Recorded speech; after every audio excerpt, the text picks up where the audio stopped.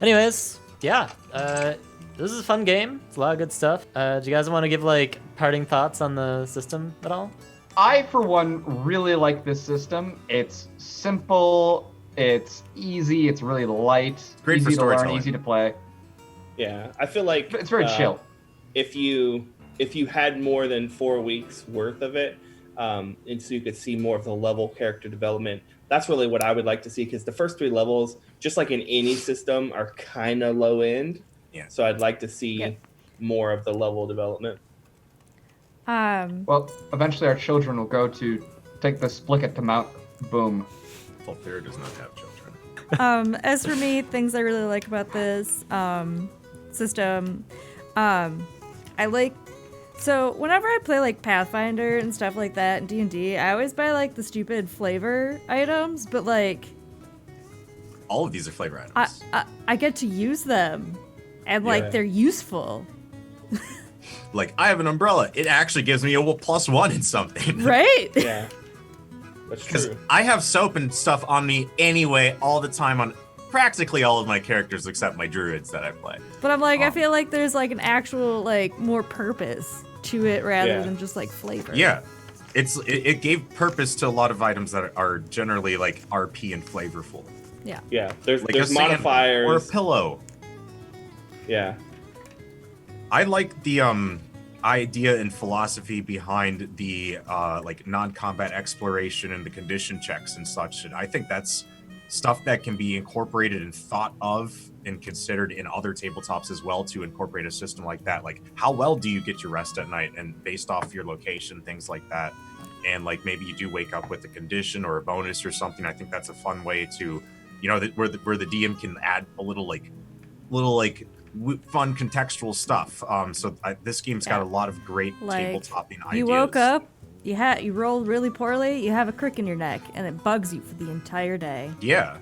Or like you had a bad dream, and maybe you role play and describe that dream to the person, and they wake up with like, you know, if it's this system, you know, their end score is dropped, or if it's like another system, maybe they have a skill to describe the problem or something. For my part, you have this concept of like resource depletion as a way to make encounters in typical D&D land, you know, challenging and interesting without having to throw like level 20 god that deals 8d8 damage or whatever at the players.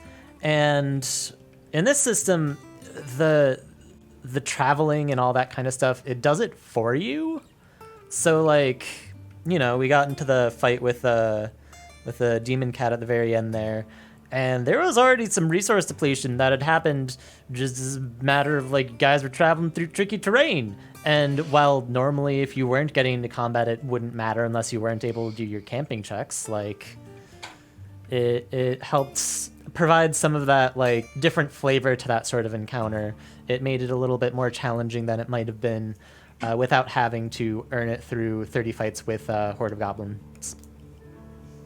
Yeah.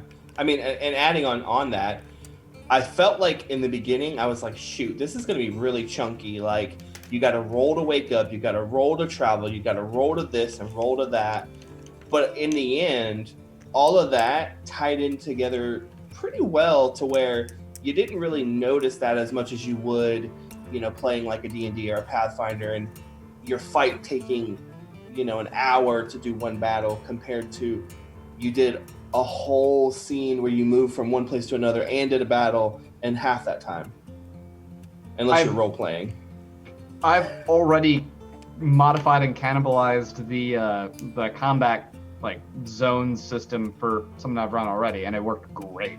I really like that as a basic, like, keep people from worrying about, oh, I'm in this square, I'm in this square, I'm in this square. It's a visual additive for theater of the mind combat.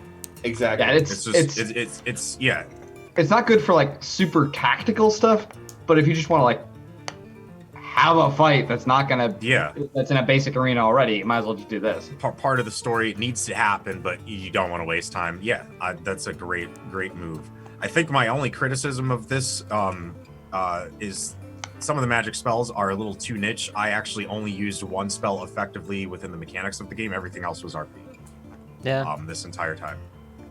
Yeah, I mean, I kind of noticed that while we were playing.